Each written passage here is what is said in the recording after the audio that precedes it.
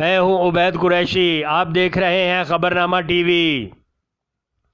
State life insurance employees union Rawalpindi zone کا مرکزی صدر شاہد وحید پر اظہار اعتماد۔ اسٹیٹ لائف بلڈنگ میں 9 جولائی کو ہونے والے ریفرنڈم کے حوالے سے جلسہ منعقد کیا گیا۔ مرکزی عہدیداران کا شاندار استقبال۔ اس موقع پر ڈھول کی تھاپ پر رقص بھی کیا گیا۔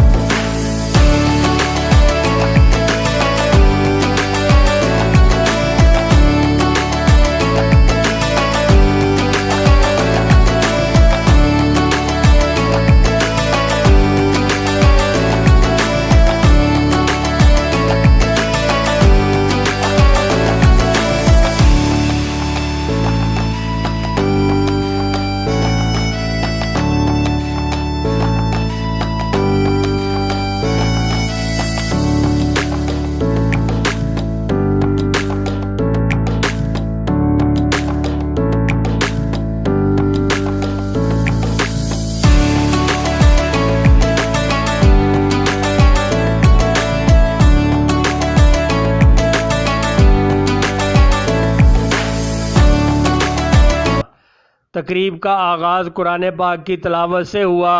وَهُوَ الَّذِي خَلَقَ اللَّيْلَ وَالنَّهَارَ وَالشَّمْسَ وَالْقَمَرَ كُلٌّ فِي فَلَكٍ يَسْبَحُونَ۔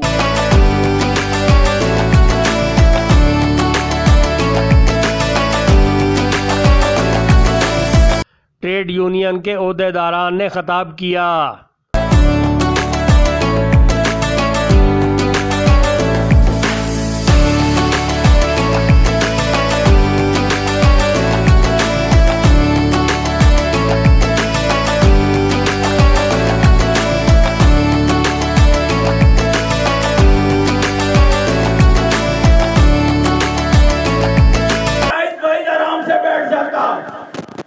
اس وقت کے چیئرمین ڈھاکہ کو میسج کر دیتا کہ میں آپ کے ساتھ ہوں، میرے ورکرز کے لیے بتائیں ہم آپ کیا کہیں گے۔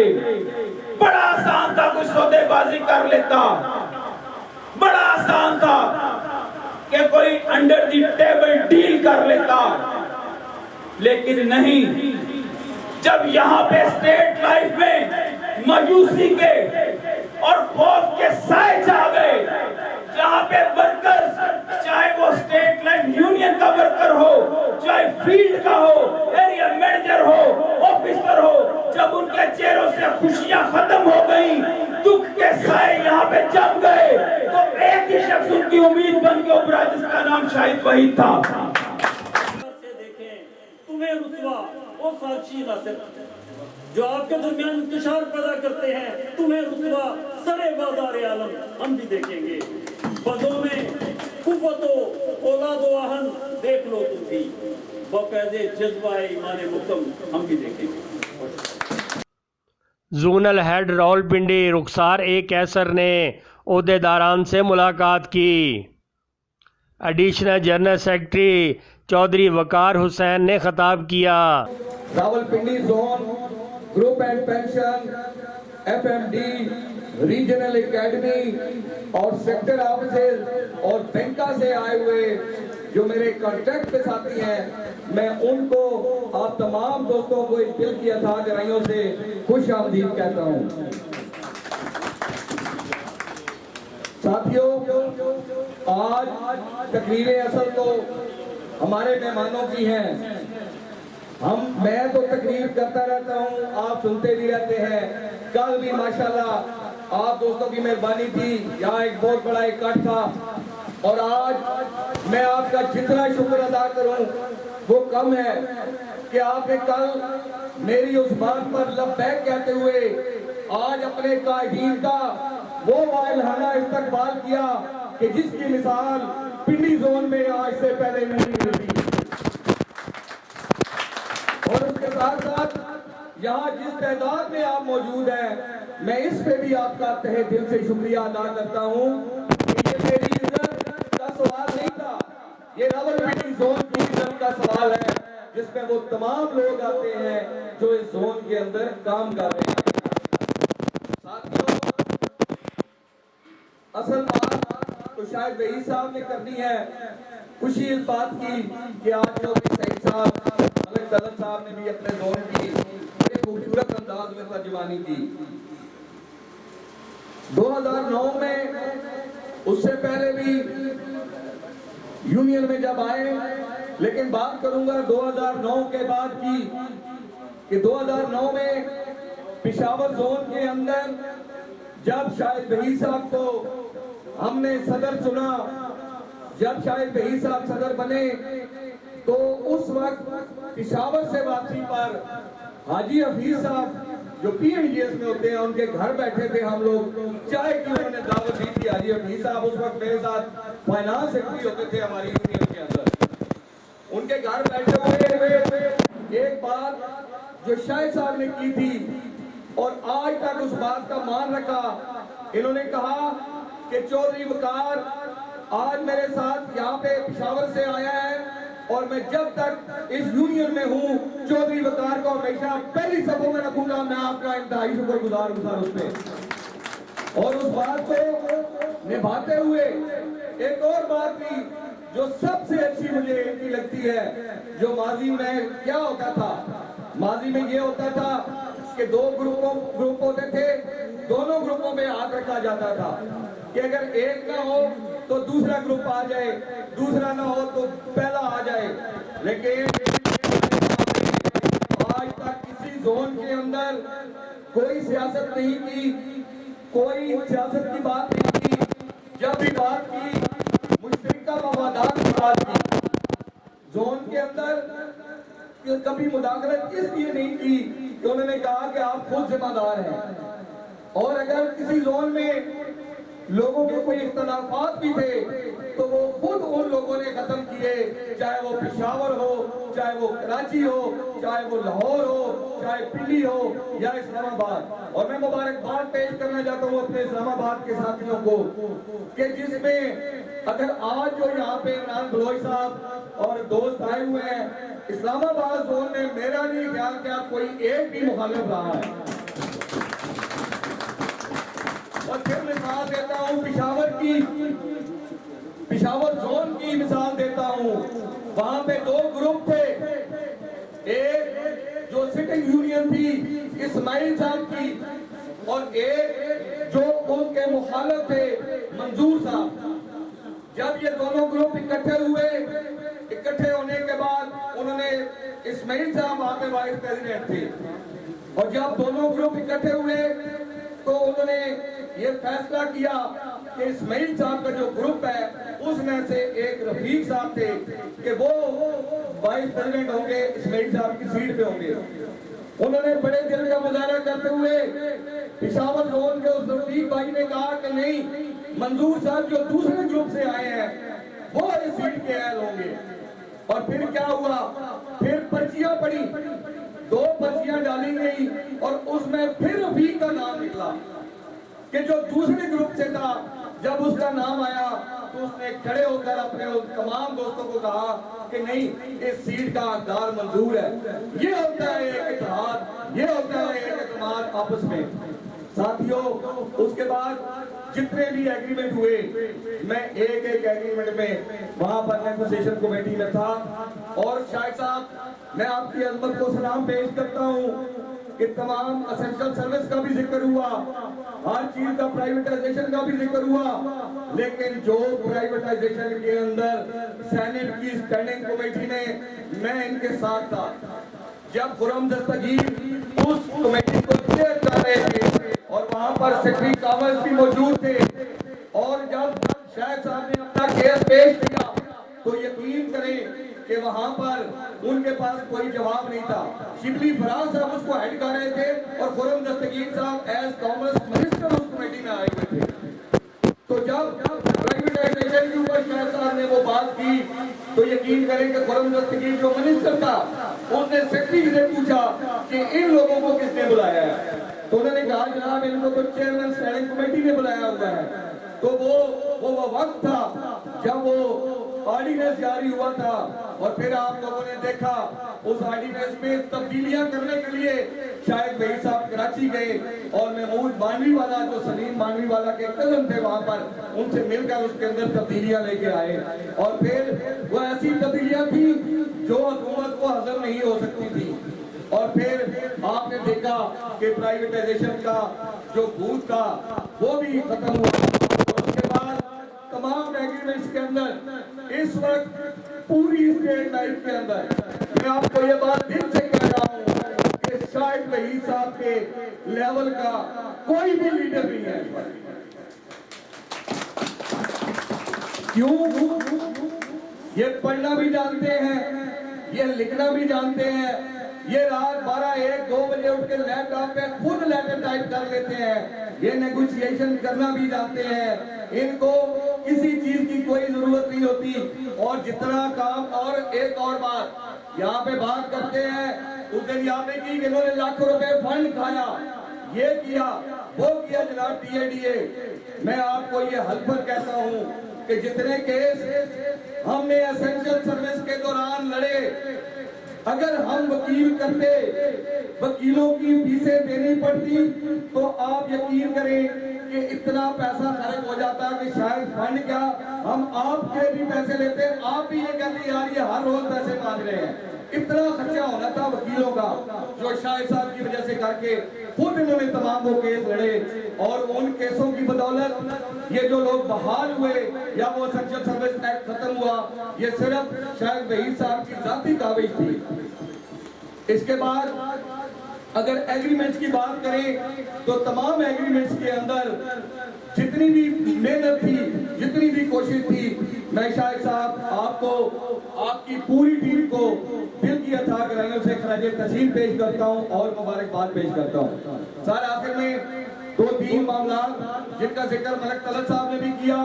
سب سے پہلے جو ہمارے پاس ڈیفیشنٹ کوالیفیکیشن والے لوگ ہیں, جن میں اس وقت ہمارے تقریباً 2 یا 3 بچے رہ گئے ہیں, جس میں جمیل, کامران اور یہ بچے رہ گئے ہیں جو 2012 کے اپوائنٹی ہیں, اور ڈیفیشنٹ کوالیفیکیشن کی وجہ سے کر کے ان کا میں نے کیس ان کو بتایا بھی ہے, لیکن یہ آپ کی زبان سے بھی سننا چاہتے ہیں. ان کا کیس ہے, اور اس کے ساتھ ساتھ جن لوگوں نے اپنی کوالیفیکیشن پوری کر لی, جیسے راہیل ہے, عمران ہے, وقار جاوید ہے, یا اور ایک 2 ساتھی ہیں جنہوں نے اپنی کوالیفیکیشن پوری کر لی. ایک یہ بات ہے کہ charter of demand, sir ji in time میں نے آپ کو ان تمام دوستوں کو بتایا کہ ہماری طرف سے کبھی ڈیلے نہیں ہوتا. فضی صاحب نے, ملک وسیم صاحب نے بتایا کہ ہمیشہ مینجمنٹ کی طرف سے ہوتا ہے. ایک تو well in time charter of demand, اور سر جی سب سے جو بڑی بات ہے کہ بیسک پے کے اندر ایک اچھی انکریز. اس کے لیے کہ پینشن جو لوگ جاتے ہیں, ہمارا فارمولہ پینشن کا گورنمنٹ کا فارمولہ اور ہے, اس پہ بھی ہم نے بات کرنی ہے وہاں مینجمنٹ سے, اور تاکہ جو بندہ جائے ریٹائر ہو تو اس کی پینشن اچھی ہو. آخر میں اپنی جانب سے, راولپنڈی زون کی جانب سے آئے ہوئے تمام ساتھیوں کا, تمام قائدین کا, خاص طور پر اسلام آباد کے ساتھیوں کا شکر گزار ہوں. اور اس کے بعد میں شکر گزار ہوں اپنے پورے سٹاف کا کہ جنہوں نے اپنے قیمتی وقت میں سے وقت نکالا اور ہمیں یہ عزت بخشی. آپ تمام دوستوں کا بہت بہت. آخر میں ٹریڈ یونین کے مرکزی صدر شاہد وحید نے خطاب کیا.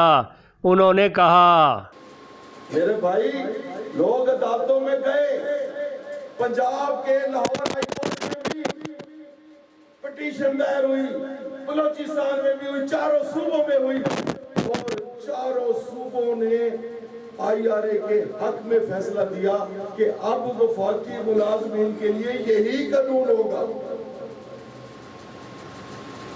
सुप्रीम कोर्ट, फसी साहब ने बताया कि सुप्रीम कोर्ट ने इसको रेक्टिफाई किया।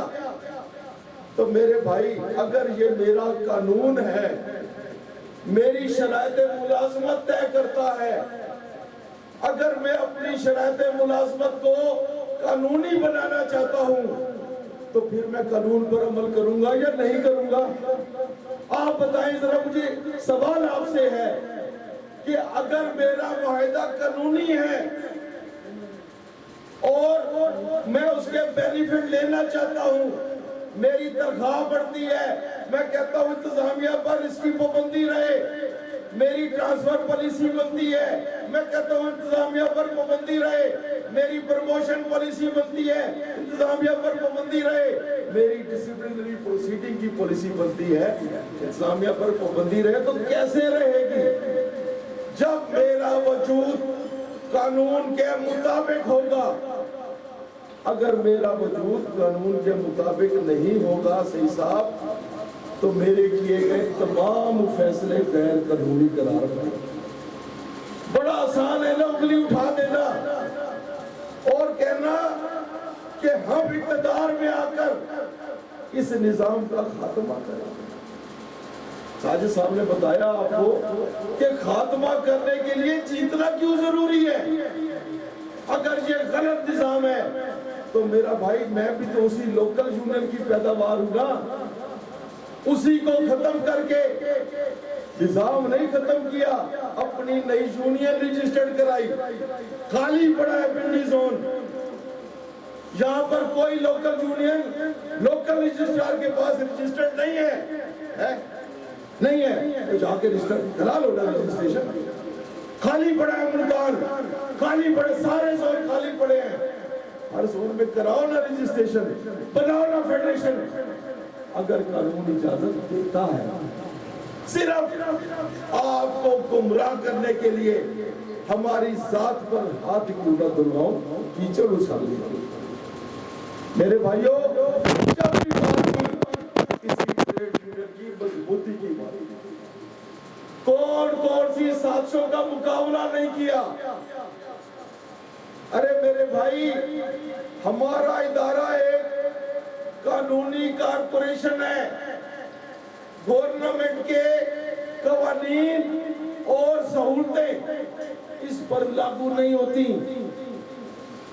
ये हुकूमत ने पैसे अलहदा करके इसका पेड अप कैपिटल बनाया, कहा ये कारोबार करो। खुद मुख्तार कारपोरेशन कहते हैं, सुनते होंगे आप भी, कभी सुना? खुद मुख्तार कारपोरेशन है, सुना किसी ने? क्या खुद मुख्तारी है?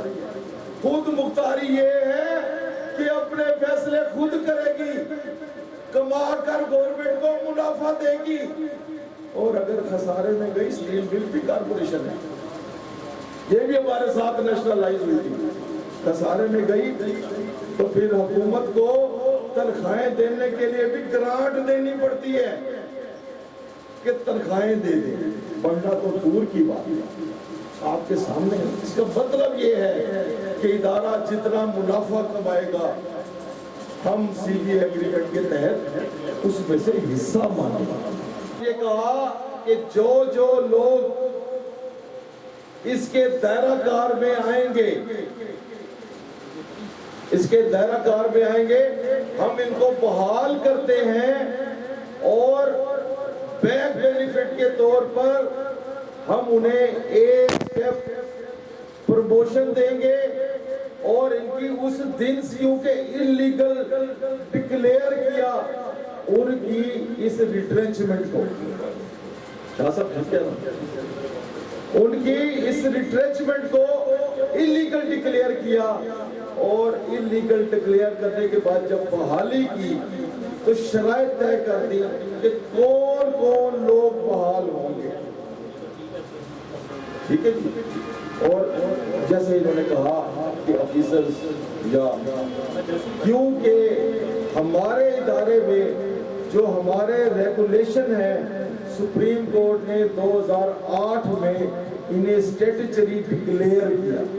مطلب یہ ہے کہ ہمارا اب وہ بات ہے کہ میں اس کی تشریح میں جاؤں گا کہ ہمارا وہ ریلیشن شپ چاہے وہ آفیسرز ہو یا سٹاف ہو, اس کا ماسٹر سرونٹ کا ریلیشن شپ ختم کیا اور امپلائی امپلائر کا ریلیشن شپ بنایا.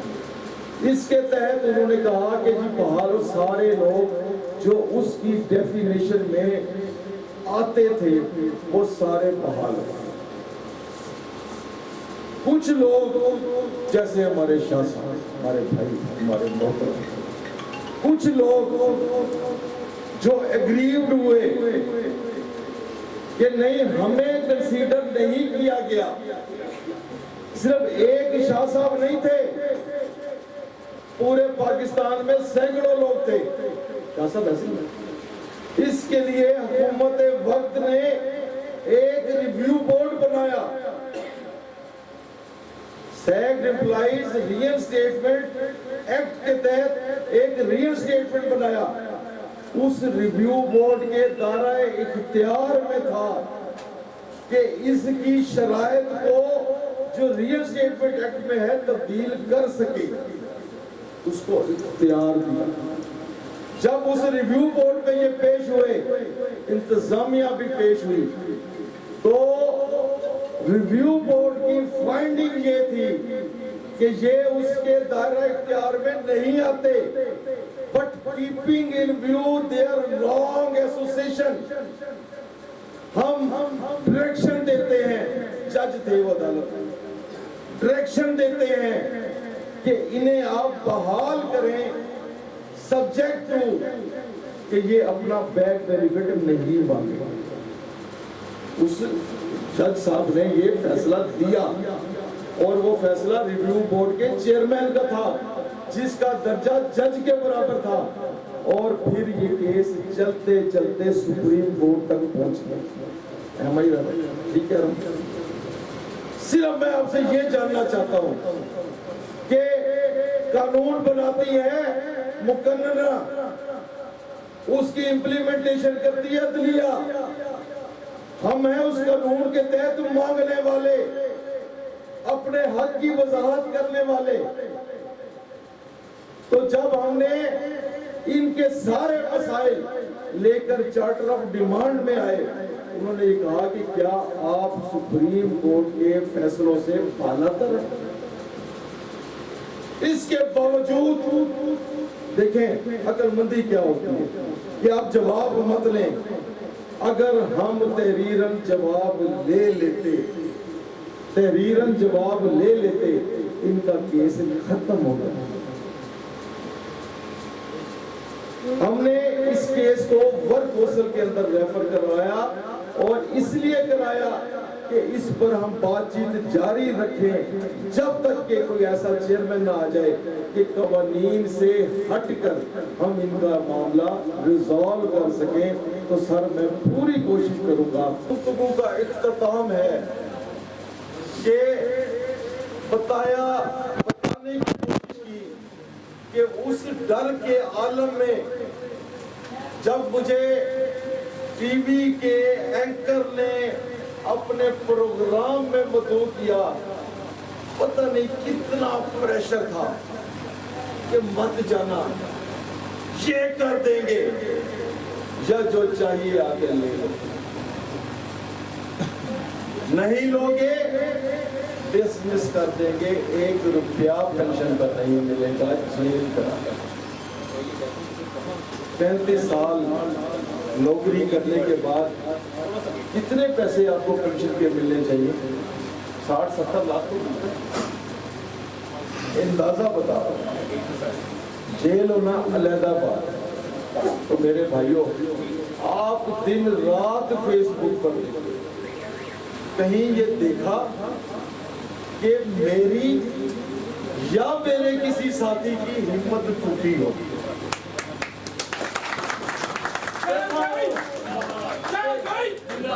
دیکھا ہو تو ضرور بتانا. ارے یہ کیا مانے نا, کتنے پیسے دے اپنے منصب کو بیچ کر ان سے اس کے عوض پیسے وصول کرانا، اس سے زیادہ غیرتی اس دنیا میں نہیں۔ ارے آج بھی اسی طرح کے کپڑے پہنتا ہوں، آج بھی جو کھانا کھاتا ہوں دوستوں کو اچھی طرح سے پتا ہے، جہاں رہتا ہوں دوستوں کو اچھی طرح سے پتا ہے۔ ارے میں جو اپنی غربت کے افسانے سنانے نہیں آیا، میں صرف ہاتھ دھلوا رہا ہوں ان کے جنہوں نے میری ذات پہ کیچڑ اچھائی۔ تو میرے بھائیوں، وہ یہ کہتے ہیں کہ زندگی شمع کی، احمد ندیم قاسمی نے کہا کہ زندگی شمع کی مانند جلاتا ہوں ندیم، بجھ تو جاؤں گا مگر صبح کر جاؤں گا۔